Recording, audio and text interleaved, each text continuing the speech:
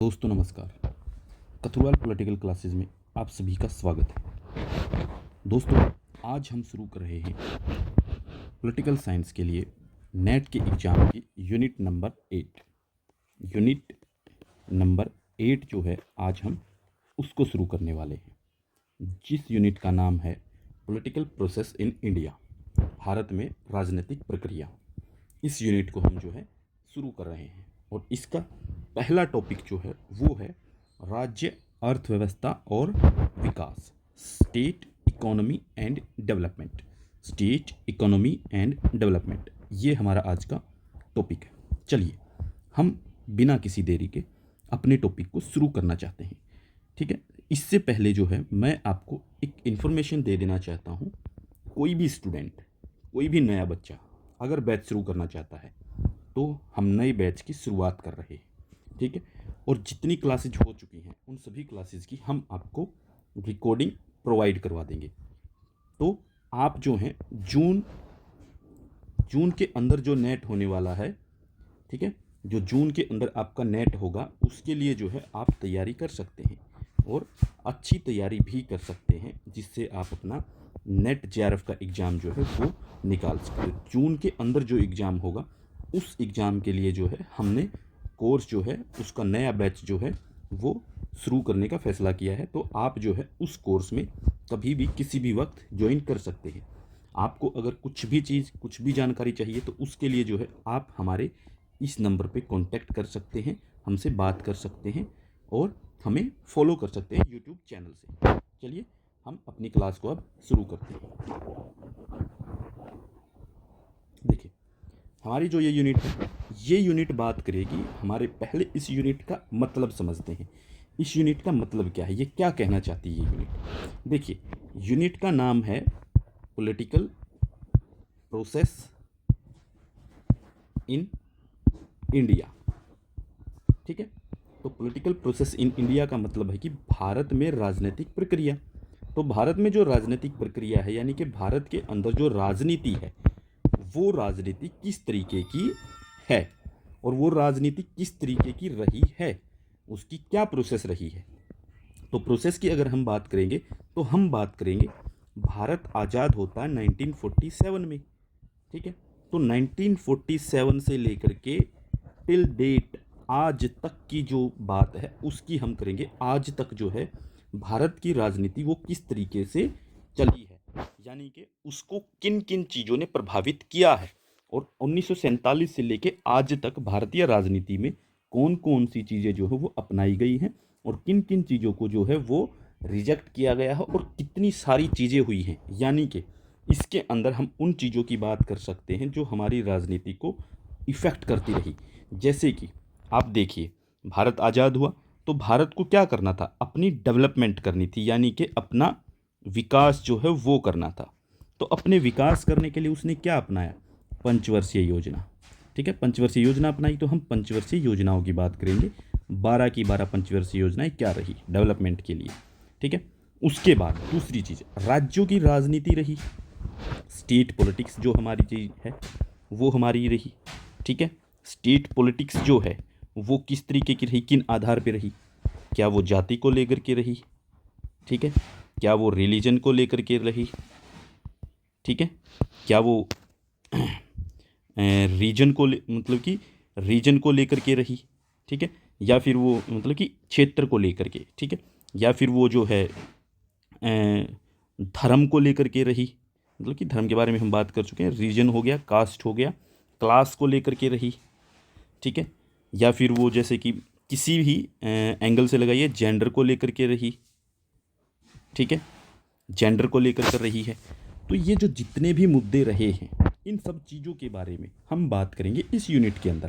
तो ये यूनिट जो है हमसे पूछना चाहती है, हम जो इस यूनिट को पढ़ने का जो हमारा उद्देश्य होगा, इस यूनिट को पढ़ने का हमारा उद्देश्य ये है कि 1947 से लेकर अब तक जो है वो क्या क्या हमारी राजनीति में देखने को मिला है।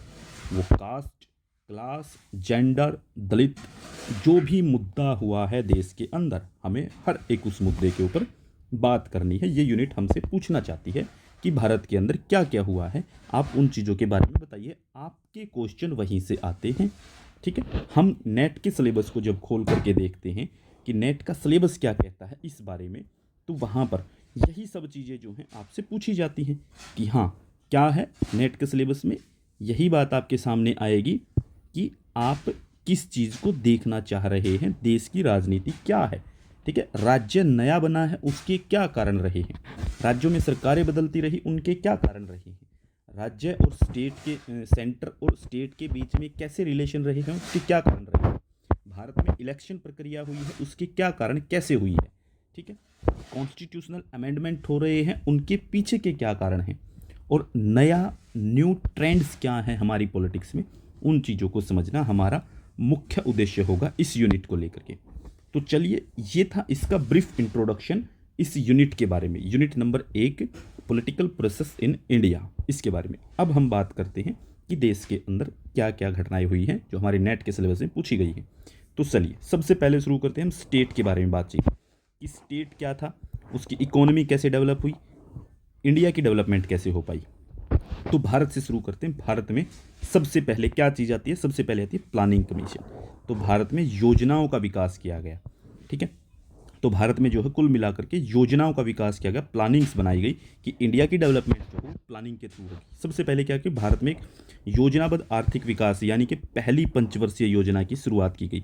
ठीक है, फर्स्ट 5 ईयर प्लान जो है वो शुरू किया गया, जिसकी शुरुआत जो 1951 में होती है। ठीक है, लेकिन आज़ादी से पहले जो है, ये नहीं है कि ये शुरू ही वहीं से हुई, आज़ादी से पहले जो है इसके लिए काफ़ी कोशिशें की गई थी, काफ़ी प्रयास किए गए थे।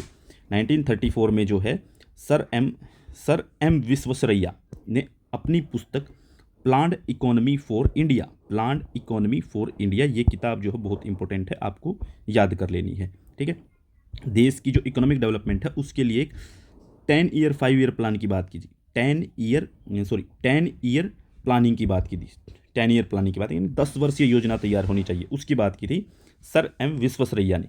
ठीक है, तो उन्हें जो भारतीय आर्थिक नियोजन के जनक के रूप में जो है जाना जाता है।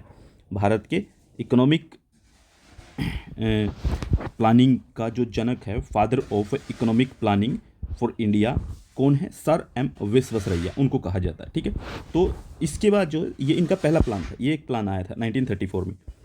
फिर इसके बाद 1938 में आती है राष्ट्रीय योजना समिति। ठीक है, राष्ट्रीय योजना समिति, नेशनल प्लानिंग कमेटी जो है वो बनाई जाती है 1938 में। जवाहरलाल नेहरू की अध्यक्षता में ये कमेटी बनी थी और कांग्रेस के अंदर सुभाष चंद्र बोस जो हैं उनके द्वारा जो है इसको प्रेजेंट किया गया था। नेहरू की अध्यक्षता में सुभाष चंद्र बोस ने इसको प्रेजेंट किया था 1938 में, नेशनल प्लानिंग कमेटी। ठीक है, इस कमेटी ने जो है ये रिपोर्ट दी थी।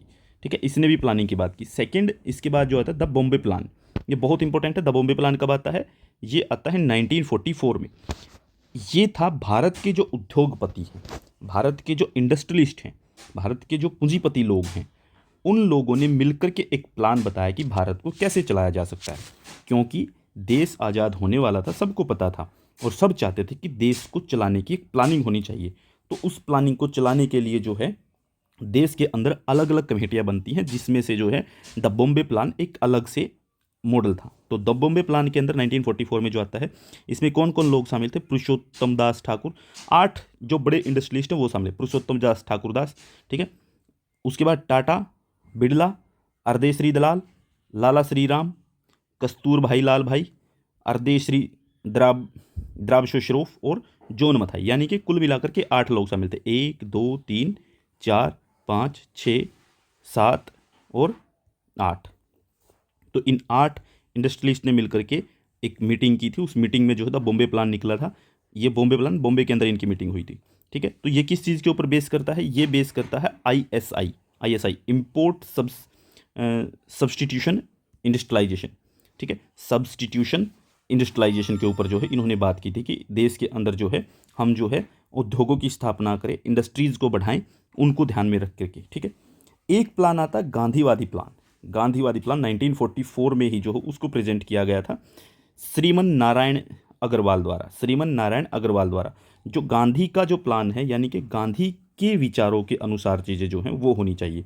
इसके बाद है पीपल्स प्लान आता है एम एन रॉय के द्वारा। पीपल्स प्लान किसने प्रेजेंट किया, एम एन रॉय ने 1945 के अंदर। तो ये कुछ प्लान थे। एक प्लान आता है सर्वोदय प्लान। ठीक है, सर्वोदय योजना 1950 में प्रेजेंट होती है। कौन प्रेजेंट करता है, जयप्रकाश नारायण यानी कि जेपी जो हैं, जेपी के द्वारा जो है इसको प्रेजेंट किया जाता है, जयप्रकाश नारायण के द्वारा। ठीक है, तो ये कुछ प्लान्स थे जो हमारी आज़ादी से पहले जो है आए थे। इसके बाद हमारी शुरू होती है पंचवर्षीय योजनाएं। जो पंचवर्षीय योजनाएं जो हैं वो 5 ईयर प्लान्स जो हैं वो केंद्रीकृत यानी कि सेंट्रलाइज्ड, सेंट्रल गवर्नमेंट के द्वारा एकीकृत, ठीक है, यूनिफाइड राष्ट्रीय आर्थिक कार्यक्रम है। यानी कि ये जो है ये सेंट्रलाइज था, यूनिफाइड था, ठीक है, और नेशनल इकोनॉमिक प्रोग्राम था, नेशनल इकोनॉमिक प्रोग्राम। ठीक है, तो भारत ने इसको कहाँ से लिया? ये लिया सोवियत संघ से। सोवियत संघ के अंदर नेहरू जी गए थे 1929 में, ये आपको बात याद होगी। वहाँ पे इन्होंने देखा कि यहाँ पे 5 ईयर प्लान चलाए जा रहे हैं। स्टालिन जो है वो इनको प्रेजेंट करते हैं। ठीक है, 5 ईयर प्लान शुरू करते हैं कि 5 वर्षीय योजनाएं शुरू करेंगे देश का विकास करने के लिए। ठीक है, तो वो स्टालिन कर रहा था। वही चीज़ें जो हैं ये सीख करके आते हैं और यहाँ पे आकर के उसको अप्लाई करने की कोशिश करते हैं। तो पहली बार जो है इसको इम्प्लीमेंट किया जाता है। तो आज़ादी के बाद जो भारत ने जो है पहला अपना पीएम बनाया जवाहरलाल नेहरू, और जवाहरलाल नेहरू जो है वो समाजवादी विचारधारा से प्रभावित व्यक्ति थे। ठीक है, तो 1951 में उन्होंने अपना पहला 5 ईयर प्लान शुरू किया। ठीक है, समाजवादी विचारधारा से प्रभावित होकर के उन्होंने अपना पहला 1951 में 5 ईयर प्लान जो है वो शुरू करते हैं। ये प्रक्रिया जो 1950 में सरकार के घोषित उद्देश्यों के अनुसरण में योजना आयोग के गठन के साथ शुरू हुई। यानी कि 1950 में जो है हमने क्या किया, हमने अपना प्लानिंग कमीशन बनाया। ठीक है, प्लानिंग कमीशन ने जो है ये घोषणा की कि हम जो है वो 5 ईयर प्लान से काम करेंगे। तो 5 ईयर प्लान जो है वो शुरू किया गया। ठीक है, और इसमें ये बात कही कि जो देश के संसाधन हैं, देश के संसाधनों का जो है कि efficient exploitation of the resources, यानी कि हमारे जो रिसोर्सेज हैं उनका एफिशिएंट यूज होना चाहिए। उनका दोहन अगर हम कर रहे हैं, उनको अगर यूज कर रहे हैं तो उनका एफिशिएंट होना चाहिए, काफ़ी मतलब कि ऐसा हो कि उत्पादन बढ़ाने वाला होना चाहिए, अवसर जो है उसकी पेशकश होनी चाहिए, अपॉर्चुनिटीज़ होनी चाहिए उसके अंदर। ठीक है, लोगों का जो जीवन स्तर है वो तेज़ी से बढ़े, उसमें वृद्धि की जानी चाहिए। हम इस तरीके से हम जो है डेवलपमेंट करेंगे। ठीक है, और समुदाय की सेवा में रोज़गार के लिए, यानी कि सोसाइटी के अंदर जो कम्युनिटी की सर्विस जो हो वो लेनी है, और हमें जो है एम्प्लॉयमेंट जो हो वो क्रिएट करनी है, रोज़गार क्रिएट करना है। तो योजना आयोग पर देश के जो सभी संसाधनों का आकलन करने के लिए योजना आयोग को जिम्मेदारी दी गई कि देश के अंदर क्या संसाधन है, कौन से रिसोर्सेज हैं, उनका आकलन कीजिए, इवैल्यूएशन कीजिए, उसके बाद मतलब कि असेसमेंट कीजिए। फिर संसाधनों की जो कमी है, कौन से संसाधन जो हो वो कमी है, उनको बढ़ाने की बात बताइए, कैसे बढ़ाए जाएं। ठीक है, संसाधनों के पहले सबसे कुशल और संतुलित उपयोग, यानी कि संसाधनों को सबसे अच्छे तरीके से एफिशिएंट यूज उसका कैसे हो सकता है, वो प्लानिंग कमीशन को बताना था। ठीक है, प्राथमिकताओं का निर्धारण, यानी कि हमें पहले किन चीज़ों को ध्यान में रख के देखना है कि हम जो है पहले इन चीज़ों को ध्यान में रखेंगे, उसके बाद दूसरी जिम्मेदारियां लेंगे। ठीक है, तो इस जिम्मेदारी के साथ जो है इसके ऊपर जी चार्ज विद रिस्पॉन्सिबिलिटी, तो ये जिम्मेदारी के साथ इनको चार्ज दिया गया। ठीक है, इन प्राथमिकताओं के साथ। तो अब शुरू होता है 5 ईयर प्लान फर्स्ट। पहली पंचवर्षीय योजना आती है 1951 से 1956 तक चलती है। 1951 में जो है हमारी फर्स्ट पंचवर्षीय योजना आती है। इसकी थीम जो थी, इसका जो शीर्षक था, थीम रही कृषि, यानी कि हम एग्रीकल्चर डेवलपमेंट करेंगे। एग्रीकल्चर डेवलपमेंट इसकी थीम रही। इसको कहा जाता है हर रोड डोमर मॉडल। हर रोड डोमर मॉडल ये अमेरिकन है, इनके बेस के ऊपर आधारित थी। तो ये देखते हैं कि भारतीय पूंजी की कमी और बचत करने की कम क्षमता जैसी बुनियादी समस्याओं का सामना कर रहा था। यानी कि भारत जो उस समय भी भारत के अंदर जो है कैपिटल की कमी थी। ठीक है, कैपिटल जो वो भारत के पास नहीं थी। दूसरी चीज़, भारत जो है वो अपनी सेविंग नहीं कर पा रहा था। ठीक है, तो अपनी सेविंग करने के लिए जो है वो उसको ज़रूरत थी, सेविंग करने की क्षमताएँ भी कम थी। ठीक है, तो इन बुनियादी समस्याओं का सामना कर रहा था। और साथ में जो है इन्फ्लक्स ऑफ रिफ्यूजी भारत में बहुत ज़्यादा आ गए थे।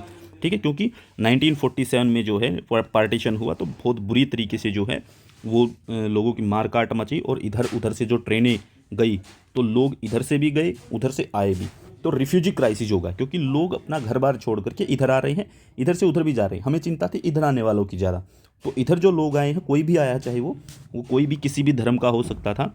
ठीक है, तो उन सभी की फिक्र करनी थी हमें कि इनको खाने के लिए, रहने के लिए जगह चाहिए। ठीक है, तो यहाँ पे समस्या ये आ गई कि हमारे पास भोजन नहीं है, सेवरल फूड शॉर्टेज थी। ठीक है, तो सेवरल फूड शॉर्टेज के कारण क्या है कि लोग भूखे मर रहे थे, यानी कि हमारे पास फूड की समस्या है। ठीक है, तो और जो माउंटिंग इन्फ्लेशन, यानी कि मुद्रास्फीति बहुत कमज़ोर थी। ठीक है, मुद्रास्फीति बहुत ज़बरदस्त तरीके से थी।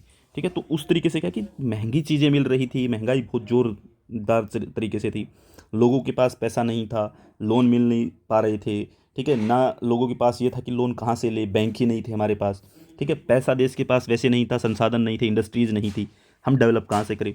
तो भारत ने सोचा सबसे पहले हम काम करते हैं एग्रीकल्चर के ऊपर।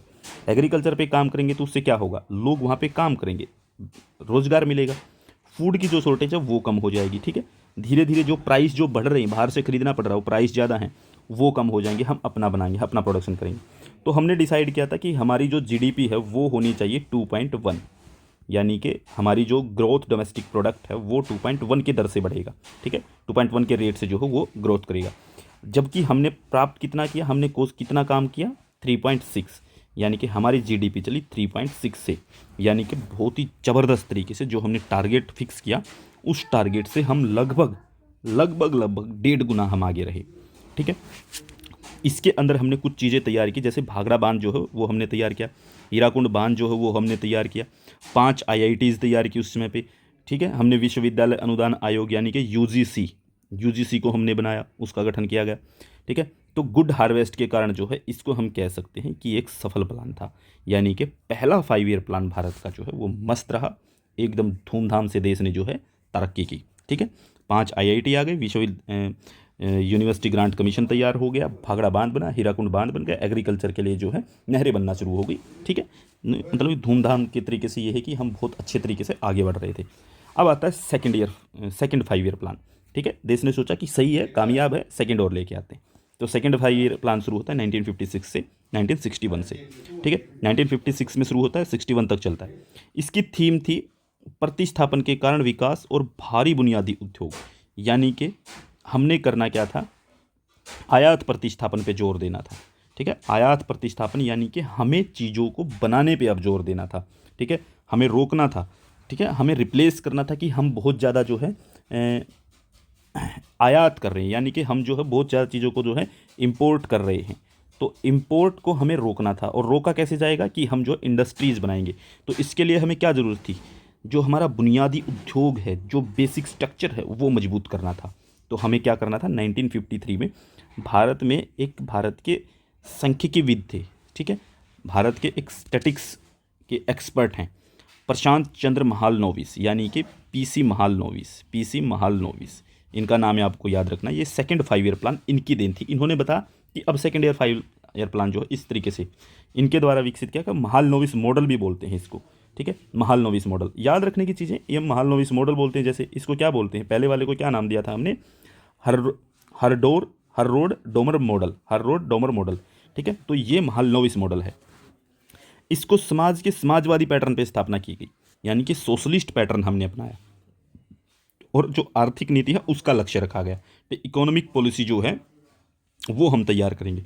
तो योजना आयोग ने जो हो करीबी लिखा हुआ ना, ये क्लोज्ड इकोनॉमी होता है, इसका मतलब क्लोज्ड इकोनॉमी को अपनाए। क्लोज्ड इकोनॉमी का मतलब था कि हमें करना क्या है कि हम जो है, जैसे ये हमारा देश है, हमारे देश के अंदर जो है बहुत सारा बाहर से आयात आ रहा है। तो हमने क्या किया कि हमने बाहर से आने वाली चीज़ों को बंद करना है। पहले तो क्लोज्ड इकोनॉमी, हम खुद डिपेंड होने की कोशिश करेंगे, आत्मनिर्भर भारत की तरफ बढ़ेंगे, ठीक है। तो क्लोज्ड इकोनॉमी को हमने अपनाने की कोशिश की, ठीक है, यानी कि व्यापारिक गतिविधि पूंजीगत वस्तु के आयात पर केंद्रित, ठीक है, यानी कि centred on importing capital goods. हमने सेंटर्ड क्या किया, कैपिटल गुड्स के ऊपर फोकस किया कि हम कैपिटल गुड्स को ही लेके आएंगे, बाकी चीज़ें नहीं, हम प्रोडक्ट करेंगे। इसी के लिए क्या किया कि ऐसी गुड्स लेके आनी है जो हमारे लिए फ़ायदा पहुंचाए। जैसे हमने भिलाई प्लांट बनाया, दुर्गापुर प्लांट बनाया, राउरकेला स्टील प्लांट बनाया, Tata institute of fundamental research setup किया, ठीक है। तो ये हमने डिसाइड किया था। तो हमारा जो प्लान हुआ था वो डिसाइड हुआ था कि हमने डिसाइड किया कि हम जो है 4.5% की दर से जो है हमारी जीडीपी जो है वो 4.5 होनी चाहिए, क्योंकि हमने डिसाइड किया कि हमने 3.6 तो पिछली बार ही किया था, तो इस बार बढ़ाएंगे, 4.5 चलेगी, ठीक है, ये कोशिश की। लेकिन वास्तविक दर जो रही वो 4.27 रही, लगभग कामयाब, लगभग हम कह सकते हैं कि ये भी पंचवर्षीय योजना जो है, सेकंड 5 ईयर प्लान जो है वो हमारा कामयाब रहा। कोई दिक्कत नहीं आई इसमें, हमने जो तैयारी की थी वो की, ठीक है।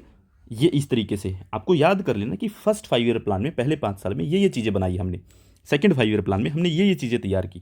आपको इनकी डेट याद कर लेनी है। और साथ में एक चीज़ और मैं बताता हूँ आपको, थोड़ा सा अलग हट के इससे, वो ये है कि आप लोगों को करना क्या है, भिलाई, दुर्गा, राउरकेला, ये जो प्लांट बनाए ये हमने किन देशों की सहायता से बनाई, आपको बताना है, मुझे कमेंट करके बताइए कि भिलाई प्लांट जो है वो किसने बनवाया, दुर्गापुर किसने बनवाया, राउरकेला किसने बनवाया। ब्रिटेन, फ्रांस, अमेरिका, रसिया, इन लोगों में से मिलेगी आपको। ठीक है, आइडेंटिफाई कर लेना किसका कौन सा है।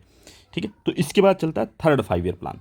ये आता है हमारा 1961 से 1966 तक। थीम थी हमारी इकोनॉमिक कैपेबिलिटी को, इकोनॉमिक कैपेबिलिटी कि हमें जो है आर्थिक क्षमता में वृद्धि करनी है। हमने लक्ष्य रखा 5.6 का, मिला कितना 2.4। ठीक है, यानी कि टोटली फेल, हम हो गए फेल। ठीक है, इसमें चीज़ क्या थी, राजनीतिक विकेंद्रीकरण यानी पॉलिटिकल डिसेंट्रलाइजेशन और इकोनॉमिक डिसेंट्रलाइजेशन शुरू किया गया। यानी कि हमने क्या किया, पॉलिटिकल डिसेंट्रलाइजेशन, यानी कि हमने सोचा कि हम जो है नीचे से काम शुरू करवाते हैं अब। ठीक है, गांव तक चीज़ें पहुंचाने की कोशिश की, गांव से ही डिसेंट्रलाइज करेंगे पॉलिटिकल। ठीक है, पॉलिटिकल पावर हमने डिवाइड करनी शुरू की, इकोनॉमिक डिसेंट्रलाइजेशन भी करने की कोशिश की। ठीक है, यानी कि हमने मार्केट को थोड़ा सा छूट देना शुरू कर दी, डिसेंट्रलाइज किया, सेंट्रलाइज नहीं किया, डिसेंट्रलाइज कर दिया। दिक्कत ये आई कि ये हमारी कारण क्या रहा कि हम 2.4 पे क्यों फेल क्यों हो गई। समस्या ये थी कि 1961 में शुरू होती है, तो 1962 में चीन के साथ हमारी जो है वो घटना घटी, चीन के साथ युद्ध हो गया। पैसा सारा का सारा देश का जो पैसा है वो इस युद्ध में लगता रहा। ठीक है, फिर सोचा कि 62 में युद्ध खत्म होगा, दोबारा से शुरू करेंगे, नहीं हो पाया। दिक्कत यह आ गई कि 1965 में जो है एक बार फिर से युद्ध लड़ना पड़ गया पाकिस्तान के साथ, पैसा फिर वहाँ पे खर्च मिलिट्री पे, तो हम जो है जनता पे ध्यान ही नहीं दे पा रहे थे। तीसरी चीज़ ये हो गई यहाँ पे कि जब ये युद्ध हो रहा था तो देश के अंदर साथ में एक समस्या और आ गई हमारे साथ कि हम जो है देश के अंदर सूखा पड़ गया। ठीक है, ड्रॉट्स आ गए। तो सूखे के कारण क्या है कि देश गंभीर स्थिति में आ गया। अब देश को जरूरत थी, भारत के पास तो अनाज भी नहीं था, भारत ने अमेरिका से अनाज मंगवाया, भारत ने जो है रसिया से अनाज मंगवाया। ठीक है, तो 1966 में अमेरिका से हम गेहूं खरीदते हैं। भारत को पता चला कि यार भूखे मर गए देश वाले। तो संघर्ष के कारण योजना के बाद के जो चरण है उसके दौरान, ठीक है, उसके दौरान क्या है, plan was shifted from development to defence and development. देखिए, अभी तक हमने सोच रखा था, नेहरू जी थे अभी तक, तो नेहरू जी सोच रहे थे कि देश को डेवलप करेंगे, मिलिट्री वगैरह पे पैसा नहीं खर्च करते, हमें किसके साथ युद्ध लड़ना, क्यों लड़ना है युद्ध। और मेरा मानना ये है कि नेहरू जी चीन के साथ विफल रहे ये काम करने में, कि चीन जो है, चीन जो अपने आप को पावरफुल बना के चला, उसमें नेहरू जी विफल हो गए। ठीक है, लेकिन एक चीज़ माननी पड़ेगी, अगर नेहरू जी होते तो शायद पाक के साथ हमारा युद्ध नहीं होता। ठीक है, हम यहाँ पे कामयाब हो सकते थे। ठीक है, ये चीज़ नहीं आती। तो यहाँ पे नेहरू जी की डेथ भी जो है वो भी एक कारण था कि देश के अंदर पॉलिटिकल क्राइसिस भी था, किसको बनाए। लाल बहादुर शास्त्री अचानक बने हुए प्रधानमंत्री हैं, उसका नाम कहीं पर नहीं था, मोरारजी देसाई का नाम आ रहा था सबसे ऊपर। मोरारजी देसाई को बनाया नहीं गया, सिंडिकेट ने नहीं बनाया, तो सिंडिकेट ने बनाया किसको, लाल बहादुर शास्त्री। ठीक है, तो संघर्ष के कारण जो योजना फेल हो गई और हमने हमारा जो प्लान है वो शिफ्ट करके क्या होगा कि अब हमें लगने लगा कि यार मिलिट्री पावर भी चाहिए, कि नहीं तो बार बार हमला होगा और जगह गंवा देंगे हम अपनी। तो मिलिट्री पावर को डेवलप करने के लिए हमने क्या क्या किया, डिफेंस एंड डेवलपमेंट, इन दो चीज़ों के ऊपर ध्यान देना शुरू कर दिया इस योजना के बाद में। इसके बाद क्या है कि अब आता है हमारा 1966 से लेकर के 1966 से लेकर के 1969 तक जो है वो आता है अवकाश का काल। ठीक है, ये हॉलीडे प्लान बोला, डिक्लेयर प्लान हॉलीडे, तो इसको हॉलीडे प्लान भी ही है। इसके बाद क्या है कि 3 साल तक हमने 3 एनुअल प्लान शुरू किए, 3 एनुअल प्लान।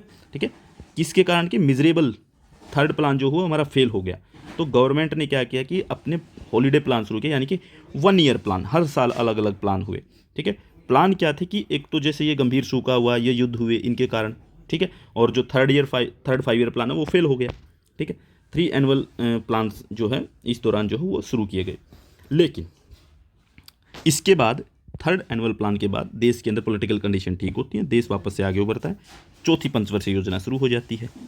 चौथी पंचवर्षीय योजना थीम क्या थी, इसकी थीम जो थी वो थी कृषि में तकनीकी सुधार और स्थिरता के साथ विकास। यानी कि हमें क्या करना था कि हमें जो अपना एग्रीकल्चर है, एग्रीकल्चर में टेक्निकल डेवलपमेंट करनी थी, टेक्निकल रिफॉर्म करने थे, और जो हमें डेवलपमेंट है वो हमारी सस्टेन करनी चाहिए। ठीक है, सस्टेनेबल डेवलपमेंट की तरफ हमने स्थिरता के साथ विकास शुरू किया। ठीक है, इंदिरा गांधी ने इसको प्रस्तुत किया, ये इंदिरा गांधी मॉडल प्लान था। ठीक है, इंदिरा गांधी ने क्या किया कि 14 बैंकों का पहले तो राष्ट्रीयकरण किया, नेशनलाइजेशन ऑफ बैंक्स। ठीक है, बैंक्स का नेशनलाइजेशन 1969 में। ठीक है, उसके बाद जो है इन्होंने शुरुआत की हरित क्रांति की। ठीक है, हरित क्रांति, ग्रीन रेवोल्यूशन की शुरुआत की गई। हमने शुरू किया कि हमने डिसाइड किया कि हम 5.6 की तरफ बढ़ेंगे, 5.6 से जीडीपी जो है वो शुरू की जाएगी, यहाँ तक पहुँचेंगे। लेकिन दर रही 3.3, क्योंकि धीरे धीरे उभर के आ रहे थे। तो इसमें जो हमने डिसाइड किया कृषि और स्थिर विकास के लिए, तो यहाँ पे हम धीरे धीरे जैसे जैसे आगे बढ़ रहे थे, तो बढ़ते बढ़ते हमारे साथ समस्या ये हुई कि हमारा युद्ध हो गया भारत पाकिस्तान और बांग्लादेश के गठन के कारण। ठीक है, भारत और पाकिस्तान के फिर पैसा बर्बाद हो रहा था, और ज़बरदस्त पैसा बर्बाद होता है युद्ध के अंदर। ठीक है, फिर यहीं पे हमने जो है ये फैसला कर लिया कि अब हम जो है फेल हो रहे हैं अपने 5 ईयर प्लान में। तो हम कह सकते हैं कि ये योजना भी जो है टोटली फेल मानी जाएगी, ये योजना भी काम नहीं कर पाई। ठीक है, सफल कितनी होंगी देखते जाना आप, और फेल कितनी होंगी। अब पंचवर्षीय 5वीं योजना आती है 1974 से 1979 तक। थीम इसका रखा गया रोजगार और गरीबी उन्मूलन, employment and analysis of poverty, ये इसका थीम रखा गया। हमने वृद्धि दर शुरू की, सोचा कि 4.4 से करेंगे, कहाँ पे पहुँचे 4.8 पे। इसका मतलब ये प्लान हमारा सक्सेस कर गया। ठीक है, तो हमारी सक्सेस का कारण ये रहा कि यहाँ पे अच्छा काम गया। क्यों? मुद्रास्फीति, हाई इन्फ्लेशन के कारण जो योजना की लागत की जो हो गणना पूरी तरीके से गलत साबित हुई। देखिए यहाँ पे क्या हुआ कि हमने जो डिसाइड किया था, हमने डिसाइड किया कि हम हाई इन्फ्लेशन के कारण थे, हम बहुत सारी चीज़ें जो है बहुत ज़बरदस्त महंगाई चल रही थी। ठीक है, तो बहुत महंगाई के कारण क्या है कि योजना की जो लागत है वो हमने सोचा कि इतनी होगी, लेकिन वो बहुत ज़बरदस्त तरीके से बढ़ी, वो कम हुई हमारे पास। ठीक है, तो मूल सार्वजनिक क्षेत्र के परिव्यय के ऊपर और संशोधित करना पड़ा, यानी कि बीच में हमें इसको बदलाव करना पड़ा इस योजना के अंदर। ठीक है, इस योजना के अंदर हमें अमेंडमेंट करनी पड़ी कि कहाँ पे पैसा खर्च करना। फिर 1975 में क्या है कि आपातकाल की घोषणा हो गई। ठीक है, तो इसके बाद में जो है 1975 के बाद में जो है आपातकाल की घोषणा के बाद में, इमरजेंसी के बाद में प्रधानमंत्री 20 पॉइंट प्रोग्राम, ठीक है 20 पॉइंट प्रोग्राम जो है उसके ऊपर जोर दिया गया प्रधानमंत्री। तो 20 पॉइंट प्रोग्राम किसका है? श्रीमती इंदिरा गांधी का। ठीक है, तो श्रीमती इंदिरा गांधी जो है उन्होंने 20 पॉइंट प्रोग्राम जो है वो शुरू किया। ठीक है, 20 सूत्रीय प्रोग्राम भी बोल सकते हैं इसको। तो पंचवर्षीय योजना की पृष्ठभूमि में हम वापस आए। ठीक है, तो पंचवर्षीय योजना को जो है वो वापस से लेके आया जाता है। ठीक है, जब 1978 में जनता पार्टी की सरकार आई तो क्या हुआ कि 1978 में जैसे कि इमरजेंसी लगी थी, तो 1977 तक ये सरकार चलती है। 1978 में क्या होता है कि नई सरकार आती है, सरकार पलट जाती है। 1978 में जो सत्ता में जो है वो जनता पार्टी आ जाती है। तो जनता पार्टी ने इस योजना को समाप्त कर दिया, इसको कहा कि बंद करो, इसे प्लानिंग कमीशन को बंद कर दिया गया। ठीक है, इसके बाद इन्होंने क्या किया? Rolling plan. याद रखिए, रोलिंग प्लान किसके काल में आता है? जनता दल की सरकार आती है, जनता पार्टी की सरकार आती है, वो रोलिंग प्लान लाती है 1978 टू 1980। जनता पार्टी ने छठी पंचवर्षीय योजना शुरू की और पिछली योजना को खारिज कर दिया। इसको हम छठी पंचवर्षीय योजना भी कह सकते हैं, लेकिन है नहीं ये, इसको रोलिंग प्लान के नाम से जाना जाता है। ठीक है, तो रोलिंग प्लान के नाम से इसको जाना गया, लेकिन सरकार क्या है कि सरकार चल नहीं पाई, सिर्फ 2 साल रही, फेल हो गई। कांग्रेस सरकार ने क्या किया? 1980 में जो है वो सत्ता में वापसी की, वापस इंदिरा गांधी एक बार फिर से प्रधानमंत्री बनी और एक विस्तृत अर्थव्यवस्था की स्थिति बनाकर गरीबी की समस्या पर सीधे हमला, यानी कि एक बार फिर से जो गरीबी है उसको हटाने की फिर से बात हो गई। ठीक है, तो इस बात के ऊपर जो है ध्यान दिया गया। अब छठी पंचवर्षीय योजना प्रेजेंट होती है, 7वीं नहीं छठी। रोलिंग प्लान जो है बीच में था, 5वीं, अब छठी आती है। छठी पंचवर्षीय योजना 1980 से 85 तक चलती, कंप्लीट होती है। इसमें थीम थी खाद्य और ईंधन दक्षता, यानी कि हमें करना क्या था कि जो फूड सिक्योरिटी है उसके ऊपर ध्यान देना था। ठीक है, फूड पे और फ्यूल पे, फूड एंड फ्यूल, इन 2 चीज़ों पे ध्यान देना था कि हम इसके अंदर जो है वो सक्षम हो जाएं। ठीक है, इसमें वृद्धि करें। हमने लक्ष्य रखा 5.2% की जीडीपी से लक्ष्य रखा कि जीडीपी 5.2 होगी, रही कितनी? 5.4, यानी कि हम कामयाब रहे। और इसमें नेहरूवादी जो समाजवाद था उसका अंत हो गया। नेहरू ने जो क्लोज्ड इकोनॉमी मॉडल वगैरह ये अपनाए थे, इसको बंद कर दिया गया। तो इंदिरा गांधी ने नेहरू का जो समाजवाद था उसको क्लोज कर दिया और चीज़ें कहाँ शुरू हुई, आर्थिक उदारवाद की तरफ हम जो है धीरे धीरे बढ़े, यानी कि लिबरल इकोनॉमी की तरफ जो है उसकी शुरुआत होती है। और मूल्य नियंत्रण यानी कि प्राइस कंट्रोल वर एलिमिनेटेड, यानी कि प्राइस को कंट्रोल करने वाली जो बात थी वो हटा दी गई। सारी की सारी जो राशन की दुकानें हैं वो बंद कर दी गई कि अब हम जो है इन चीज़ों पे ध्यान नहीं देंगे कि प्राइस कंट्रोल करें, चलने दो, इकोनॉमी अपने आप चलेगी, अपने आप देखेगी। ठीक है, हमें ध्यान नहीं देना कि हम महंगाई कम करें, प्राइस कम करें, इन चीज़ों पे ध्यान देने से मना कर दिया गवर्नमेंट ने। इसीलिए थोड़ा बहुत सक्सेस कह सकते हैं हम इसको, कंप्लीट सक्सेस ये भी नहीं है। ठीक है, सक्सेस है, कंप्लीट नहीं है। इसके बाद आती है 7th 5 ईयर प्लान 1985 to 1990। इसकी थीम थी भोजन, कार्य और उत्पादकता, यानी कि food work and productivity. Food work and productivity इसकी निर्धारित की गई 5.0। ठीक है, और हमने वास्तविकता में कितनी हासिल की, 6.01। तो यानी कि ये योजना भी सफल थी, राजीव गांधी इसके लेकर आए थे। इसके बाद आती है, क्या होता है कि यहाँ पे प्लान रुकता है, यहाँ पे हमारी पॉलिटिकल कंडीशन फिर चेंज होती है और सेंटर के अंदर लगातार जैसे जैसे पॉलिटिकल कंडीशन चेंज हुई उसके कारण जो है 1990 में 8वीं योजना नहीं चल सकी। ठीक है, 8वीं पंचवर्षीय योजना नहीं आ सकी और 8वीं योजना नहीं आई तो क्या हुआ कि यहाँ पे जो है 1 ईयर प्लान आया। ठीक है, 1 ईयर प्लान शुरू किया गया। ठीक है, ये एक बार फिर से आया 1990 से 92 तक के बीच में। ठीक है, तो ये एक बार फिर से अवकाश का काल है। तो 8वीं योजना जो है वो आई 1992 में। ठीक है, क्योंकि सरकार पलटती रही, लगातार 3 बार सरकारें बदली, यहाँ पे कौन लेके आएगा, कौन प्लानिंग बनाएगा, नहीं बन पाई। ठीक है, फिर आती है 1992 में। अब देश की कंडीशन प्रॉपर बदलती है 8वीं पंचवर्षीय योजना में। याद कीजिए 1992 पे आ गए हैं और इंडिया 1991 में जो है वो लिबरलाइज पॉलिसी को अपना चुका है। तो यहाँ पे 1991 में क्या हुआ कि थीम रखी गई प्राइवेटाइजेशन, लिबरलाइजेशन एंड ग्लोबलाइजेशन। ठीक है, यानी कि एलपीजी की पॉलिसी वो शुरू हुई, लिबरलाइजेशन, प्राइवेटाइजेशन, ग्लोबलाइजेशन। ठीक है, इसके बाद लक्ष्य जो है वो रखा गया 5.6% का। ठीक है, लक्ष्य रखा हमने कि 5.6 रखते हैं। बड़ी धूमधाम से जो है देश आगे तरक्की करता गया और 6.78 का लक्ष्य जो हमने हासिल किया।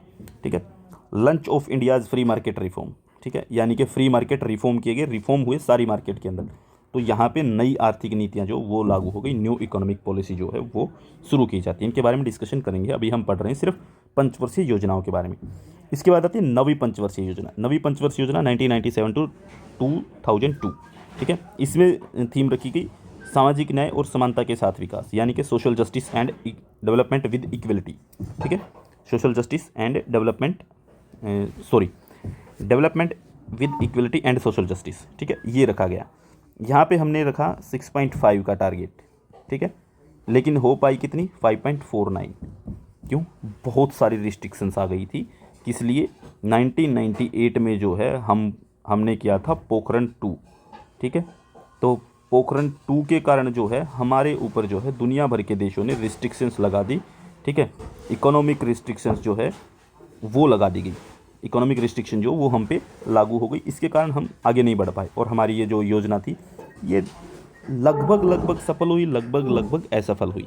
ठीक है, ठीक है, तो इसके अंदर जो वो जनसंख्या नियंत्रण का उद्देश्य जो वो रखा गया कि हम पॉपुलेशन कंट्रोल करेंगे, गरीबी में कमी की बात की गई, रोज़गार पैदा करने पे बात की गई, हम एम्प्लॉयमेंट जनरेट करेंगे, गरीबी को रिड्यूस कर देंगे और जितने भी प्राथमिक एजुकेशन है और प्राथमिक स्वास्थ्य देखभाल है उसको ध्यान में रखा गया कि हम जो प्राइमरी एजुकेशन है उसके ऊपर ध्यान देंगे और प्राइमरी हेल्थ उसके ऊपर ध्यान देंगे। ठीक है, ये सब इसके लक्ष्य थे। फिर 10वीं पंचवर्षीय योजना थी 2002 से 2007 में। इसकी थीम थी सामाजिक न्याय, सोशल जस्टिस एंड समानता के साथ विकास, सेम टू सेम ऊपर वाली। ठीक है, सेम टू सेम। इसकी थी 8.0%। ये एनडीए गवर्नमेंट पहली बार बनी थी उसका प्लान था। ठीक है, उसने शुरुआत की इसकी, तो इन्होंने कहा कि 8.0%, 8 की रखेंगे हम, पूरी जीडीपी की जो ग्रोथ है, लक्ष्य की जो वृद्धि दर है वो 8 रखेंगे। लेकिन जो वास्तव में रियल में जो दिखाई दी डेवलपमेंट रेट वो आई 7.6%। ठीक है, तो ये लगभग हम कह सकते हैं, फेल नहीं कहेंगे इसको, बिल्कुल हम ये कहीं कामयाब थी, बहुत ठीक ठाक थी। ठीक है, धूमधाम से तो नहीं कहीं लेकिन ठीक थी, काफ़ी अच्छी थी। ठीक है। इसके बाद कहेंगे कि योजना के विकास के कारक के रूप में शासन की घोषणा हुई। ठीक है, योजना के विकास के कारक के रूप में घोषणा हुई और कृषि अर्थव्यवस्था को प्रमुख चलती शक्ति के रूप में यानी कि मूविंग फोर्स ऑफ इकोनॉमी क्या declare as prime moving force of economy किसको माना? एग्रीकल्चर को। ठीक है, एग्रीकल्चर को prime moving force of the economy यानी कि इकोनॉमी को चलाने के लिए जो है हमारे पास प्राइमरी रिसोर्स क्या है, वो है एग्रीकल्चर, ये डिक्लेयर कर दिया गया। ठीक है, और इसको एनडीए सरकार द्वारा प्रस्तुत किया गया यानी कि अटल बिहारी वाजपेयी ने इसको प्रेजेंट किया था। इसके बाद आती है 11th 5 year plan. 11th 5 year plan जो है वो आता है थीम यानी कि व्यापक आधार समावेशी विकास यानी कि तेज व्यापक आधार समावेशी विकास, इसको हटाओ। ठीक है, यानी कि हमें क्या करना था, स्पीडली करना था, स्पीडली करके और ट्रेड बेस इनोवेटिव डेवलपमेंट करनी थी। ठीक है, इनोवेशन था हमारा डेवलपमेंट के लिए और बहुत फास्टली एंड ट्रेड के तरीके से करना था। हमें अब व्यापार पे फोकस करना था। हमने डिसाइड किया कि हम जो ग्रोथ है वो 9.0 रखेंगे। हम पहुंच पाए 7.9 पे, लगभग कहेंगे कि ठीक रही, ना फेल है ना पास है, लगभग ठीक रही। ठीक है, तो यूपीए ने जो है वो आम आदमी यानी कि कॉमन मैन की मदद करने के लिए अपने चुनावी वादों के रूप में जो है इसको प्रेजेंट किया था। यानी कि 2009 में जो है वो इलेक्शन होना था, तो 2009 में इलेक्शन के अंदर जीत हासिल कर सके, उसको ध्यान में रखते हुए जो है इस प्लान को प्रेजेंट किया जाता है। ठीक है, इसके बाद शुरू होती है 12वीं पंचवर्षीय योजना। 12वीं पंचवर्षीय योजना 2012 से 2017 तक रखी गई। इसकी थीम भी वही थी, तेज स्थायी अधिक समावेशी विकास, बिल्कुल सेम टू सेम 11वीं पंचवर्षीय योजना के समान, वैसा का वैसा। ठीक है, और लक्ष्य दर रखी गई 8.0। ठीक है, कोई गणना नहीं हुई इसकी बाद में। ठीक है, तो योजना आयोग को अब क्या कर दिया गया कि ये गणना नहीं हो पाई, 2012 से लेकर के 2015 तक ही चल पाई। ठीक है, बाद में इसको जो है रोक दिया गया। ठीक है, तो योजना आयोग को भंग कर दिया गया 2015 में मोदी सरकार के द्वारा। ठीक है, और नीति आयोग की स्थापना कर दी गई। ठीक है, और नीचे से इसकी जो है प्लानिंग को शुरुआत की गई कि हम जो है ग्राउंड लेवल पे लेके जाएंगे। ठीक है, तो योजना आयोग का जो है वो अंत हो गया। अब प्लानिंग कमीशन तहस नहस कर दी गई, अब प्लानिंग कमीशन को ख़त्म कर दिया। तो फेज़ क्या रहे हैं प्लानिंग कमीशन के, अगर हम देखें कि किन फेज़ में डेवलप हुआ है, तो 3 फेज़ रहे हैं। ठीक है, तो 3 फेज़ में जो है वो डेवलप हो पाए हैं। आपको 3 फेज़ याद रखने। फर्स्ट फेज़ जो है वो है 1955 टू 1965। ठीक है, second phase 1966 to 1980, third phase 1991 to till date यानी कि 2015 तक प्लानिंग कमीशन ये चलता है। ठीक है, तो objective of having growth, first के अंदर क्या रहता है, फर्स्ट के अंदर ऑब्जेक्टिव था हैवी ग्रोथ करना, ओरिएंटेड डेवलपमेंट यानी कि डेवलपमेंट करनी है, हैवी ग्रोथ करनी है उसके तरीके से। ठीक है, और साथ में जो है जो इम्पोर्ट सब्स्टिट्यूशन इंडस्ट्रीज स्ट्रेटजी थी वो अपनानी थी कि हम क्लोज्ड इकोनॉमी के सहारे काम करेंगे, यानी कि हम जो है अब देश के अंदर जो काम कर रहे हैं क्लोज्ड इकोनॉमी को लेकर के आयात कम किया करेंगे, हमें जो है उन चीज़ों का आयात करना जो हमारे लिए ज़रूरी है। इसके बाद जो है objective of having growth, second पे हैविंग ग्रोथ एंड वेलफेयर लगभग सेम था, सिर्फ वेलफेयर के ऊपर ध्यान आ गया कि गरीबी हटाओ जैसे नारे आ गए। ठीक है, इसके बाद इक्विटी ओरिएंटेड डेवलपमेंट स्ट्रेटजी यानी कि हमें समानता की बात करनी शुरू कर दी।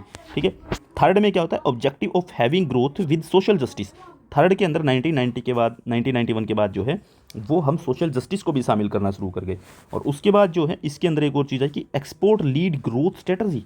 देखिए यहाँ पे थी इम्पोर्ट सब्स्टिट्यूटिंग, अब एक्सपोर्ट लीड ग्रोथ आ गई। ठीक है, एक्सपोर्ट हमें बढ़ाना था, प्रोडक्शन ज़बरदस्त करना था। ठीक है, इसलिए जो है 1991 के बाद में जो है न्यू इकोनॉमिक पॉलिसी आती है। ठीक है, तो यहाँ पे भारत में योजनाओं की क्या उपलब्धि रही, जो योजना आयोग बने थे उन योजनाओं ने क्या सक्सेस हासिल की, वो क्या हुआ। देखिए पहली चीज़ तो कि खाद्य जो पर्याप्त था वो देश बना पाए, यानी कि भारत ने जो है 1967 में जो है जो ग्रीन रेवोल्यूशन की शुरुआत हुई, उसके बाद जो है हम लगभग 1980 तक हम खाद्य की समस्या से जूझना बंद कर गए। यानी कि हमारे पास खाद्यान्न की समस्या थी, फूड की समस्या थी, यानी कि पैदावार की कमी नहीं थी, अब हमारे पास अनाज भरपूर मात्रा में था, लोग पेट भर के खा सकते थे। ठीक है, दूसरी चीज़ इसकी कामयाबी ये रही कि कृषि क्षेत्र का तकनीकी उन्नयन, यानी कि हम जो है एग्रीकल्चर क्षेत्र में जो है वो डेवलप कर पाए। ठीक है, ग्रीन रेवोल्यूशन ने बहुत बड़ा योगदान दिया देश के अंदर। ठीक है, थर्ड है विनिर्माण क्षेत्र में उत्पन्न होने वाले राष्ट्रीय आय के उच्च हिस्से के साथ राष्ट्रीय आय की संरचना में स्थिर परिवर्तन, यानी कि नेशनल इनकम जो है वो बढ़ी। ठीक है, धीरे धीरे करके, ठीक है। और साथ में जो है, जो हम कंस्ट्रक्शंस की बात कर रहे थे वो हमारा अच्छा चलता रहा, ठीक है, उसके ऊपर हम बढ़े। फिर निर्यात की दर में वृद्धि, यानी कि हमने जो है एक्सपोर्ट जो है वो बढ़ाना शुरू किया। हमारा एक्सपोर्ट जो है इन 5 ईयर प्लानिंग से वो बढ़ा, वो कम नहीं हो पाया, ठीक है, कम नहीं किया हमने, हमने एक्सपोर्ट को बढ़ाया। फिर उसके बाद है हमने गरीबी में जो है वो कमी की, ठीक है, 5 ईयर प्लान से। फिर देश का जो इंडस्ट्रीज है, देश की इंडस्ट्रीज की जो प्रोसेस है, विशेष रूप से हैवी इंडस्ट्रीज की स्थापना करने में हम जो है वो कामयाब हुए, यानी कि हमने हैवी इंडस्ट्रीज स्थापित की। नवरत्न कंपनियां जो है वो हमने स्थापित की, ठीक है। नवरत्न कंपनी जो है उनका नाम आपको पता होना चाहिए, कौन कौन सी कंपनियां, ढूंढ लेना एक बार, ठीक है। तो अब जो भारत दुनिया की सबसे बड़ी अर्थव्यवस्थाओं में से एक है, सिर्फ किस कारण कि हमने 5 ईयर प्लान अपनाए थे उसके कारण। अब ये तो नहीं है कि सिर्फ कामयाबी रही, हम इनके अंदर बहुत सारी हमारे जो है वो फेलियर भी रहे। तो फेलियर क्या है, आर्थिक नियोजन जो है प्लानिंग कमीशन के क्या फेलियर थे उनके ऊपर बात करते हैं। फेलियर ये थे कि विभिन्न क्षेत्र की असमानता, यानी कि अनइवन ग्रोथ ऑफ सेक्टर, यानी कि हमने किसी भी सेक्टर में ग्रोथ की, लेकिन ऐसा रहा कि कुछ सेक्टर में तो हम बहुत आगे बढ़े, कुछ सेक्टर में जो हम बहुत पीछे छूटते चले गए, ठीक है, ये एक समस्या रही। 1991 में भुगतान संकट का संतुलन हुआ। 1991 में जो है क्या हुआ कि हम अपनी पेमेंट को कंप्लीट नहीं कर पा रहे थे, पेमेंट क्राइसिस आ गया, हम भुगतान नहीं कर पा रहे, जहाँ से पैसा ले रखा लोन नहीं पे कर पा रहे, वो हो गया। फिर मुद्रास्फीति की दर, यानी कि जो महंगाई है वो बहुत ज़बरदस्त तरीके से, इन्फ्लेशन देश के अंदर बहुत ज़बरदस्त तरीके से चल रहा था, वो बढ़ रहा था। फिर 360 मिलियन से अधिक भारतीय जनसंख्या अभी भी गरीबी रेखा से नीचे। हमने कहा कि हम जो है गरीबी रेखा को कम कर देंगे, यानी कि हम जो है बिलो पॉवर्टी लाइन जो है वो अभी भी 360 मिलियन जो है, लगभग 36 करोड़ की जनसंख्या हम कहते हैं इसको, ठीक है, ये बात है। फिर व्यापक लिंगानुपात, यानी कि लिंग अनुपात जो है, जेंडर इनइक्वलिटी जो है वो ज़्यादा है, ठीक है, यानी कि 1000 पुरुषों पे कितनी महिलाएं हैं, वो कम है, तो लगभग 900, यानी कि ये लिंगानुपात ज़्यादा है। तो धन और आय के वितरण में असमानता, यानी कि हम जो है जितनी हमारे पास प्रॉपर्टी थी उसके अकॉर्डिंग हमारी इनकम जो है वो डिस्ट्रीब्यूट करने में हम जो है कामयाब नहीं हो पाए, यानी कि हम कैपिटल को, यानी कि हमारे पास जो मनी थी, मनी को और जो इनकम थी उसका डिस्ट्रीब्यूशन अच्छे से नहीं हो पाया देश के अंदर। फिर कैपिटल जो है कम पूंजी निर्माण, यानी कि कैपिटल का जो निर्माण करना था, हमें नई कैपिटल तैयार करनी थी देश के लिए, वो नहीं हम कर पाए। बेरोजगारी बहुत भयंकर तरीके से रही, अनएम्प्लॉयमेंट। फिर जनसंख्या को कंट्रोल करने में हम कामयाब नहीं हो पाए। इंफ्रास्ट्रक्चर जो है वो लो किस्म का डेवलप कर पाए, इंफ्रास्ट्रक्चर इतना हैवी डेवलप नहीं कर पाए कि हम बहुत कुछ बना पाए, ठीक है। जो हमारा हेल्थ स्ट्रक्चर था वो बहुत कमज़ोर था, ठीक है। और इनएफिशिएंट एडमिनिस्ट्रेशन जो था वो हमारा बहुत कमज़ोर काम कर रहा था। एडमिनिस्ट्रेशन भी जो है वो ज़्यादा टेक्निकल नहीं हो पाया और ज़्यादा डेवलपमेंट वो भी नहीं कर पाया, ठीक है। तो ये थी हमारी सारी की सारी वो 5 ईयर प्लानिंग 12 की 12 योजनाएं हमने डिस्कस की हैं। उसके बाद में इनकी क्या सक्सेस रही है, क्या फेलियर रहे, ठीक है, तो वो सब चीज़ें हमने डिस्कस की। अब हम बात करते हैं भारत ने जो है 1991 में जो है 1991 में जो है न्यू इकोनॉमिक पॉलिसी को अपनाया, यानी कि भारत ने 1991 में न्यू इकोनॉमिक पॉलिसी को अपनाया। तो उससे पहले जो है, उससे पहले क्या स्थिति थी भारत की, ठीक है, 1991 में अपनाया, लेकिन 1991 से पहले भी तो कुछ होगा। तो 1991 से पहले देखिए, स्वतंत्रता के बाद जो भारतीय जो आर्थिक नीति है वो औपनिवेशिक अनुभव से प्रभावित थी, यानी कि भारत की जो इकोनॉमिक पॉलिसी है वो किससे प्रभावित थी, कॉलोनियल एक्सपीरियंस से। तो जो भारतीय नेता थे उनका जो नेचर है वो क्या था कि वो इन चीज़ों को देख रहा था कि जो कॉलोनीज थी, जैसे ब्रिटेन था, तो ब्रिटेन से भारत प्रभावित था कि उसकी इकोनॉमिक पॉलिसी को अपनाया जाए। भारत ये भी देख रहा था कि साथ में जो है दूसरे देशों के अंदर भी घूम के देख रहे थे नेता। तो भारत के जो नेता थे वो बाहर पढ़ते थे, लिखते थे, वहीं से सीख के आए। तो जैसे ब्रिटेन में पढ़ते तो हमने फेबियन सोशलिज्म को देख लिया वहाँ पे, वहीं पे फेबियन सोशलिज्म था, लेबर पार्टी काम करती थी फेबियन सोशलिज्म के ऊपर, ठीक है। तो वहीं फेबियन सोशलिज्म को हमने अपना लिया, उससे इफेक्ट रहे। नेहरू और स्वतंत्र भारत के जो मतलब कि और इंडिपेंडेंस इंडिया के जो अलग से जो नेता थे, उनकी डिमांड थी कि हमने अलग मॉडल चाहिए, हमें नहीं चाहिए ये इन वाला मॉडल, इंग्लैंड वाला मॉडल नहीं चाहिए, दुनिया का मॉडल हमें अलग चाहिए। तो यहाँ पे उनको सोचना था कैसे करना है। तो यहाँ पे पूंजीवाद और समाजवाद दो विचारधाराएं थी हमारे सामने। तो पूंजीवाद और समाजवाद दोनों में अलग अलग डिफरेंस थे, बहुत सारी जो है वो डाइवर्सिटीज़ थी, ठीक है। तो यहाँ पे जो नेहरू जो है वो क्या करते हैं, दोनों को मिला करके एक मिक्सचर मॉडल तैयार करते हैं, ठीक है। तो तो एक मिक्सचर मॉडल को जो है वो तैयार किया जाता है। इसके बाद इस प्रणाली में जो भारत जो है एक मजबूत सार्वजनिक क्षेत्र के साथ एक समाजवादी समाज होगा। यानी कि भारत ने कहा कि हम नई नीति अपनाते हैं और उसके अंदर जो है एक सार्वजनिक क्षेत्र, यानी कि हमारे पास पब्लिक सेक्टर बहुत ज़बरदस्त होगा। और उससे क्या, पब्लिक सेक्टर ज़्यादा होने से क्या कि हम सोशलिस्ट सोसाइटी बनाएंगे, लेकिन साथ में हम प्राइवेट प्रॉपर्टी को भी और डेमोक्रेसी को भी साथ में लेकर के चलेंगे। हम प्राइवेट प्रॉपर्टी की भी अनुमति देते हैं। तो इनके हिस्से के रूप में जो है भारत ने एक केंद्रीकृत नियोजन दृष्टिकोण अपना, यानी कि भारत ने जो है एक सेंट्रलाइज्ड प्लानिंग अप्रोच को जो है डेवलप किया, सेंट्रलाइज प्लानिंग अप्रोच। इसीलिए हमने जो है वो 5 ईयर प्लान डिसाइड किए। फिर आयात प्रतिस्थापन, ठीक है, ठीक है, मतलब कि इम्पोर्ट सब्सटीट्यूशंस जो है उसको अपनाया गया, ठीक है। यानी कि हमने क्या किया, नीति संरक्षणवाद की तरफ, यानी कि प्रोटेक्शनिज्म की तरफ हम बढ़े कि भारत के अंदर जो है हम अपनी चीज़ों को सेव करेंगे, बहुत ज़्यादा टैरिफ लगाएंगे बाहर वाले देशों के ऊपर, वो यहाँ पे कुछ बेचेंगे, तो हम अपने प्रोडक्ट को डेवलप करने की तरफ आगे बढ़ रहे थे, ठीक है।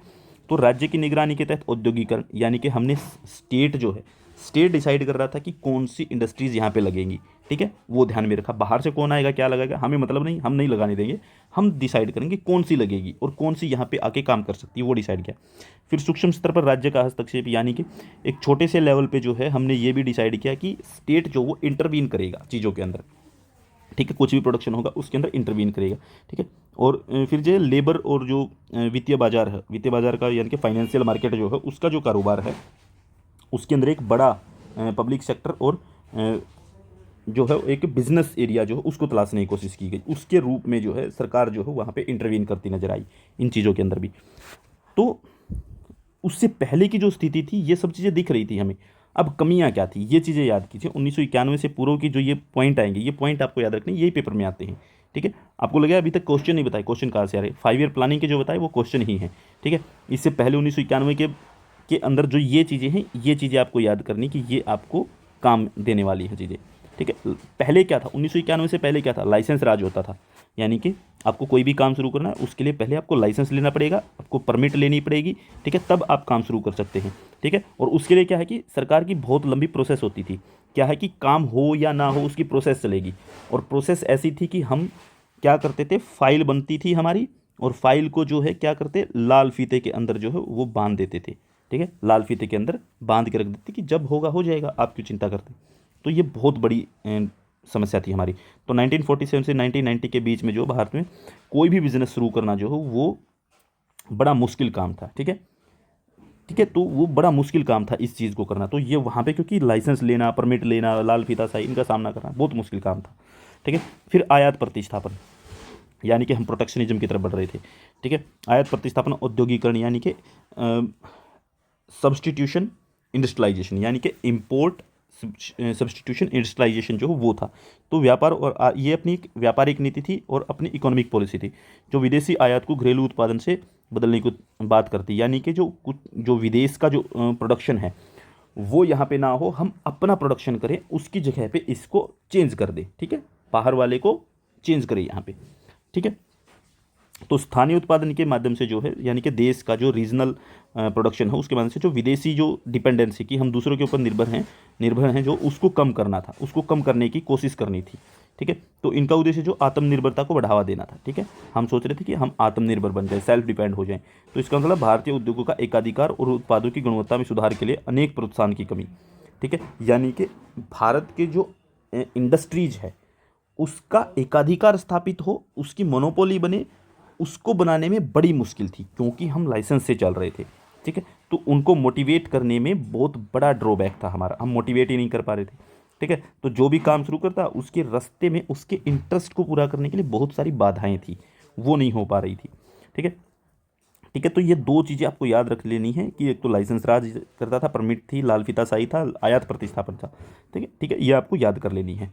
फिर मोटिवेशन की कमी थी, ये भी याद करना। 1991 में इकोनॉमिक क्राइसिस आता है। होता क्या है कि 1985 तक भारत में जो है वो धीरे धीरे करके हमारा जो पेमेंट की जो समस्या है, पेमेंट क्राइसिस आना शुरू हो जाता है, भुगतान संतुलन की समस्या, यानी कि हम पे नहीं कर पा रहे हैं, ठीक है। सरकार जो है खर्चे ज़्यादा कर रही है जबकि उसके पास इनकम जो है वो बहुत कम है, ठीक है, यानी कि लोगों की भी जो आय है और जो व्यय है उनमें बहुत बड़ी डिफरेंस देखने को मिल रहा है, बहुत बड़ा डिफरेंस देखने को मिल रहा है कि हम बराबरी नहीं दिखा पा रहे चीज़ों को। तो 1990 के अंत तक जो है ये धीरे धीरे करके गंभीर इकोनॉमिक क्राइसिस खड़ा कर देता है। ठीक है, सरकार जो वो डिफ़ॉल्टर हो जाती है, डिफ़ॉल्टर यानी कि पैसा ही नहीं सरकार के पास, क्या करेगी। तो केंद्रीय बैंक जो है हमारा, जो सेंट्रल बैंक है आरबीआई जो है हमारा, तो आरबीआई ने जो है वो क्रेडिट देने से इनकार कर दिया, मना कर दिया कि नहीं भाई हम नहीं दे सकते, बैंक डूब जाएगा, देश संकट में आ जाएगा। तो सरकार को समस्या आ गई। 1991 में जो है भारत जो है एक बड़े इकोनॉमिक क्राइसिस का सामना कर रहा है, और जो बाहरी ऋण है, बाहर से जो लोन है, उससे लोन लेने के लिए सरकार विदेशों से अपने उधार और भुगतान करने में सक्षम नहीं। यानी कि भारत ने मान लीजिए कि आईएमएफ से लोन ले रखा है या फिर वर्ल्ड बैंक से लोन ले रखा है, ठीक है, इनसे लोन जो ले रखा उसको चुकाना भी तो था। भारत ने मान लीजिए यूएसए से लोन ले रखा है, यूएसए से लोन ले रखा लेकिन चुका नहीं पा रहे हैं, तो उसको चुकाना भी था। अब समस्या आ गई, लेकिन नहीं चुका पा रहे थे, दिक्कत हो गई खड़ी। तो ये बड़ी समस्या थी कि हम अपना लोन पे नहीं कर पा रहे थे, और लोन पे नहीं करेंगे तो उससे क्या है कि हमें और लोन मिल नहीं रहा था। और जो विदेशी मुद्रा भंडार यानी कि फॉरेन करेंसी जो है वो भारत में, फॉरेन करेंसी रिजर्व जिसको कहते हैं, फॉरेन करेंसी रिजर्व भारत में ख़त्म हो गया था। इतना तक कम पड़ गया था जिससे हम पेट्रोलियम खरीदते हैं, पेट्रोलियम तक नहीं खरीद पा रहे थे। ठीक है, अपना पेट्रोलियम कंप्लीट करने तक की समस्या आ गई थी कि हम पेट्रोल कहाँ से लेके आएँ, ये दिक्कत आ गई थी। ठीक है, तो वो उस लेवल तक, मतलब कि अपना इस लेवल तक गिर गया कि हम जो है ये काम अपना पेट्रोलियम जो लेते, ऑयल जो खरीदते, वो भी भुगतान नहीं हो रहा था हमसे, बड़ी समस्या में थे। तो आवश्यक जो जितनी भी चीज़ें हैं, जो नेसेसरी चीज़ें हैं, एसेंशियल कमोडिटीज़ जो हैं, वो भी हमारे लिए समस्या बन गई थी कि वो भी नहीं हो पा रही थी, उनका भुगतान नहीं हो पा रहा था। और धीरे धीरे करके क्या हो रहा था कि चीज़ों की कीमतें लगातार बढ़ रही थी, देश के अंदर धीरे धीरे मुद्रास्फीति बहुत जोर पकड़ रही थी, महंगाई अपने चरम पे पहुंच रही थी। तो सरकार के सामने बड़ा संकट था कि कैसे किया जाए। अब भारत सरकार क्या करती है, अब भारत सरकार जो है हाथ जोड़ती है, कहाँ पहुंचती है, आईएमएफ, वर्ल्ड बैंक, उनके पास पहुंचती कि सरकार कीजिए कुछ हमारा। अब ये कहते कि कर देंगे, बताओ क्या करना है। तो इन्होंने कहा कि पैसा दे दीजिए, थोड़ा भुगतान कर दे, लोगों का लोन दे दीजिए। तो इन्होंने कहा ठीक है दे देंगे, कंडीशन है, कंडीशन माननी पड़ेगी। भारत ने कहा कि अरे चाचा कोई भी कंडीशन लगा दो, कुछ भी कर लो, देश संभालना है, अभी के लिए कर दो कुछ भी। तो भारत के ऊपर ये दोनों आ जाते हैं। तो भारत की मदद के लिए जो है international bank for reconstruction and development यानी कि आईबीआरडी, जिसको आप विश्व बैंक भी कहते हैं, ठीक है, और अंतर्राष्ट्रीय मुद्रा कोष यानी कि आईएमएफ, इंटरनेशनल मॉनेटरी फंड जो है, ये भारत के अंदर इनसे कॉन्टैक्ट करती है भारत सरकार।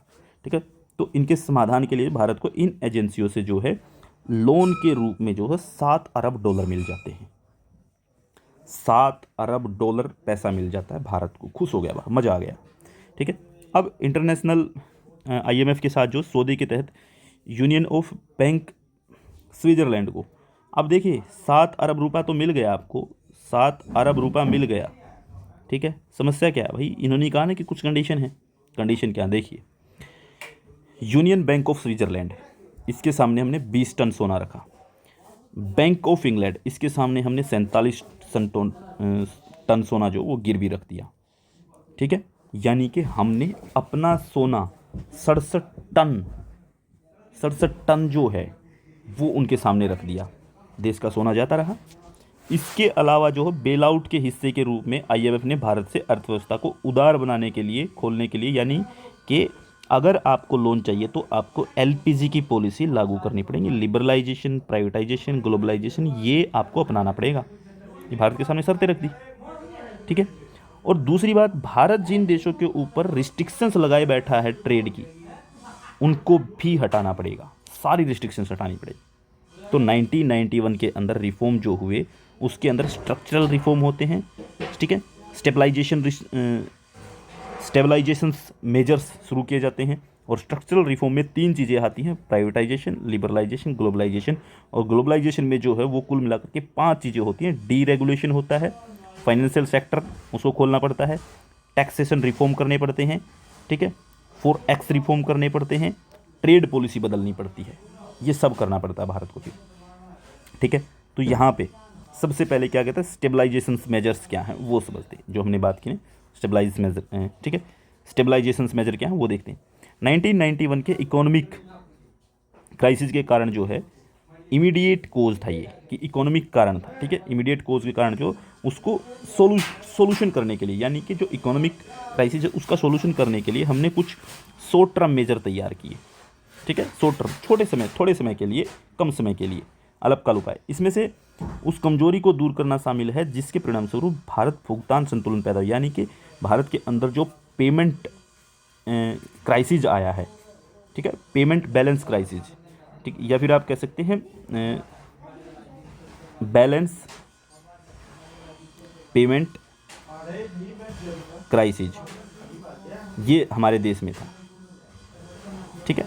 तो पेमेंट को बैलेंस करना था, ठीक है, और जो हमारा जो महंगाई थी उसको कंट्रोल करने के लिए कुछ कदम उठाए गए, ठीक है। कुछ समय के लिए उठाए गए, थोड़े समय के लिए, साल 2 साल 3 साल 4 साल के लिए उठाए गए, ये स्टेबलाइज मेजर्स थे।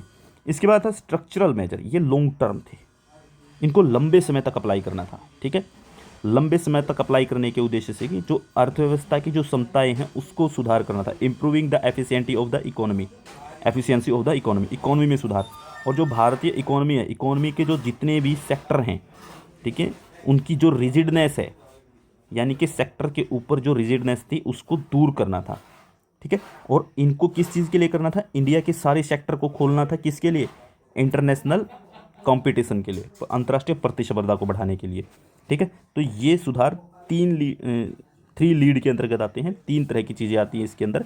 इसके अंदर था उदारीकरण, निजीकरण, वैश्वीकरण, लिबरलाइजेशन, प्राइवेटाइजेशन, ग्लोबलाइजेशन, ये यहाँ पे आते हैं। उदारीकरण क्या कहता है, उदारीकरण में देखिए लिबरलाइजेशन क्या कहता है। उदारीकरण जो वो विभिन्न एरियाज़ के अंदर जो कई तरीक़ों से अप्लाई किया जाता है, जैसे कि deregulation of industrial sector, industrial sector के अंदर जो हो आपको डीरेगुलेट करने थे, डीरेगुलेशन यानी कि उत्पाद श्रेणी के औद्योगिक लाइसेंस समाप्त कर दिया, यानी कि लाइसेंस आपको खत्म करना पड़े। कोई बिजनेस शुरू कर रहा है, कोई सेक्टर खोल रहा है, लाइसेंस नहीं, बिना लाइसेंस के शुरू कीजिए, ठीक है। जिसके अंदर कौन कौन से, जैसे शराब, सिगरेट, आरबीआई की भूमिका को नियामक से कम करके वित्तीय क्षेत्र के सुधार तक, ठीक है। खतरनाक रसायन और ड्रग्स विस्फोट, इनको छोड़ करके शराब, सिगरेट, आरबीआई वाले, ठीक है, और फाइनेंशियल सेक्टर के अंदर जो रिफॉर्म करने हैं उनके लिए, और जो खतरनाक रसायन है, ड्रग्स हैं या फिर विस्फोट हैं, उनको छोड़ करके बाकी एरियाज़ के अंदर आपको डीरेगुलेट पॉलिसी अपनानी थी, ठीक है। तो कई उद्योग जो सार्वजनिक क्षेत्र के लिए आरक्षित थे उनको छोड़ दिया गया, कि जो कि मतलब कि पब्लिक सेक्टर था, जैसे कि रेलवे है आपका, डाक, रेलवे, रक्षा उपकरण और परमाणु ऊर्जा, ये आरक्षित थे कि इनको सिर्फ सरकार ही चला सकती है। इनको छोड़ करके बाकी जो हो सारे प्राइवेट सेक्टर के लिए खोल दिए गए, ठीक है। और बाज़ार की कीमतें जो हैं, कीमतें निर्धारित करने की अनुमति दी गई, कि बाज़ार जो है मार्केट जो है वो खुद जो है कीमत जो है वो डिसाइड करेगी मार्केट की, ठीक है। तो मार्केट जो है वो अपनी कीमत खुद डिसाइड करेगी, हम डिसाइड नहीं करेंगे, सरकार डिसाइड नहीं करेगी, कोई पॉलिसी नहीं बनाएगी, वो कंट्रोल नहीं करेगी, ठीक है। इसके बाद आता फाइनेंशियल सेक्टर। फाइनेंशियल सेक्टर में रिफॉर्म क्या होते हैं, उसके अंदर क्या होता है कि निजी बैंकों को निजी बैंक खोलने की अनुमति दे दी गई, यानी कि प्राइवेट बैंक खोलने शुरू हुए। बैंकों में एफडीआई को बढ़ा करके क्या कर दिया गया, 50%, यानी कि फॉरेन डायरेक्ट इन्वेस्टमेंट, यानी कि विदेशी बैंक खुल सकते हैं, कोई दिक्कत नहीं है, उसको 50% तक कर दिया। फिर खाता धारकों के हितों की रक्षा, यानी कि जो खाता धारक हैं, जिन लोगों ने जो है बैंकों के अंदर पैसा जमा कर रखा है, उनके इंटरेस्ट को जो है सिक्योर करने की बात हो गई, ठीक है। कुछ प्रबंध के पहलुओं को आरबीआई के पास रखा गया, यानी कि कुछ मैनेजरियल एस्पेक्ट थे उनको आरबीआई के पास छोड़ दिया गया, ठीक है। फिर कुछ टैक्सेशन रिफॉर्म किए गए, टैक्सेशन रिफॉर्म के कॉर्पोरेट टैक्स जो पहले बहुत ज़्यादा था उसको धीरे धीरे कम कर दिया गया, ठीक है। फिर जैसे कि जो टैक्स की जो प्रोसेस थी उसको धीरे धीरे क्या है कि उसको सिंपल बना दिया गया, और जो टैक्स के जो रेट है उनको धीरे धीरे कम कर दिया गया। और 1973 से 74, यानी कि 73 से 74 तक जो 11 स्लैब होती थी, ठीक है, उनको 10 से 85% कर दिया गया, ठीक है। तो ये जो धीरे धीरे जो हैं 85% तक की दर तक कर दिया गया, ठीक है। इनको घटा दिया गया धीरे धीरे करके, जितनी भी टैक्स की स्लैब थी उनको।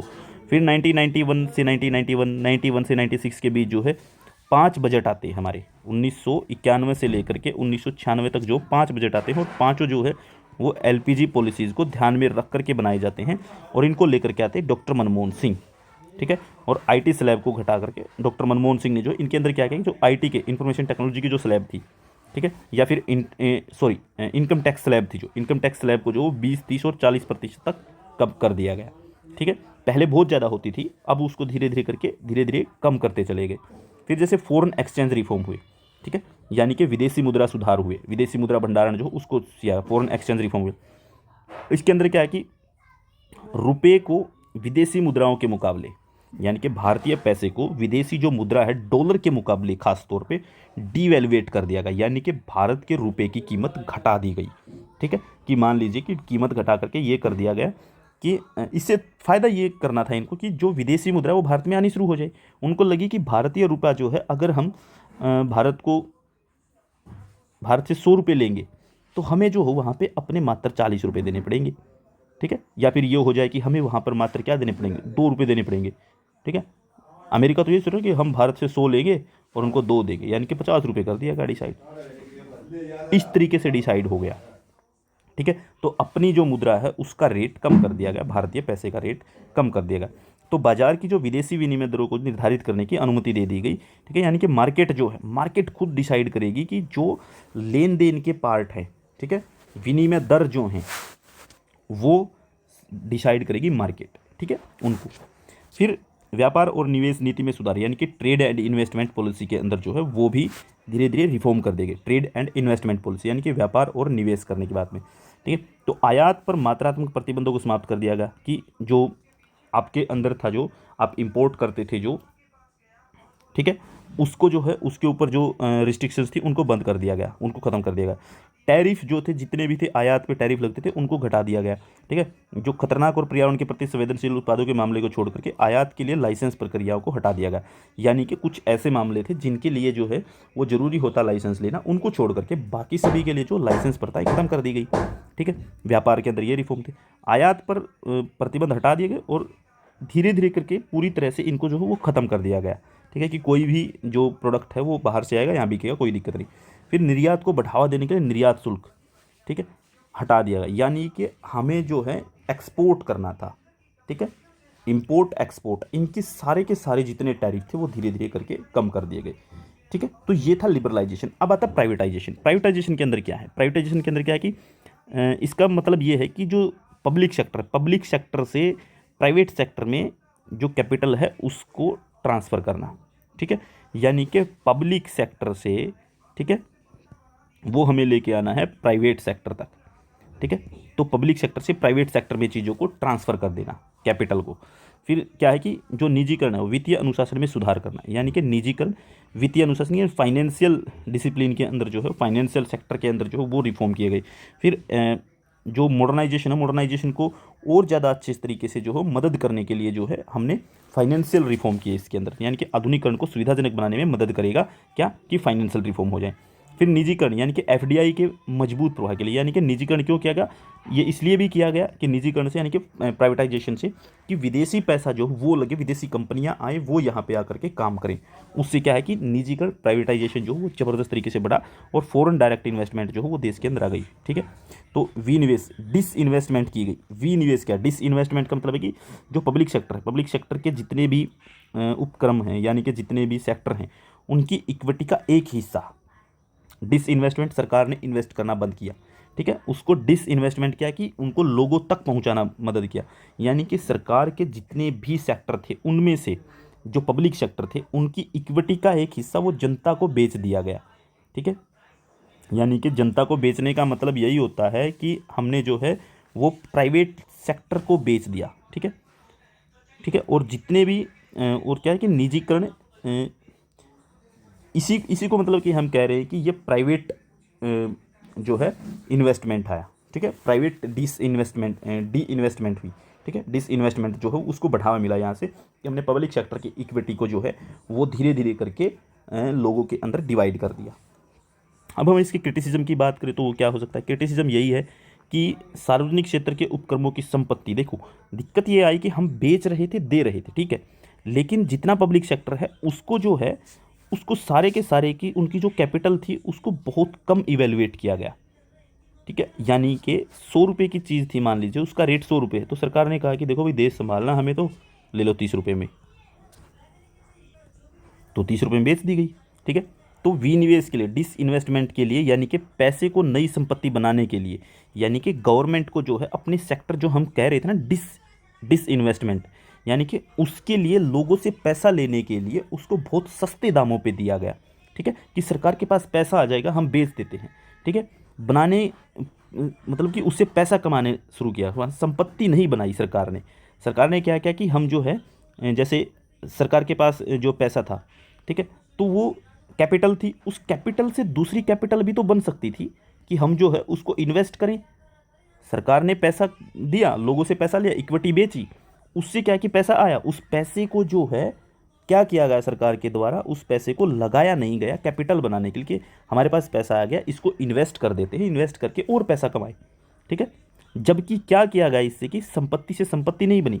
जो सरकारी घाटा है, सरकारी राजस्व, उस घाटे को पूरा करने में लगा दिया गया कि सरकार का घाटा है, सरकार को लोन चुकाना है, लोन चुकाने में लगा देते हैं। पैसा नहीं कमा, इंडस्ट्री नहीं लगाई, लोन चुकाने में लगा दिए। इसके बाद ग्लोबलाइजेशन। ग्लोबलाइजेशन क्या है?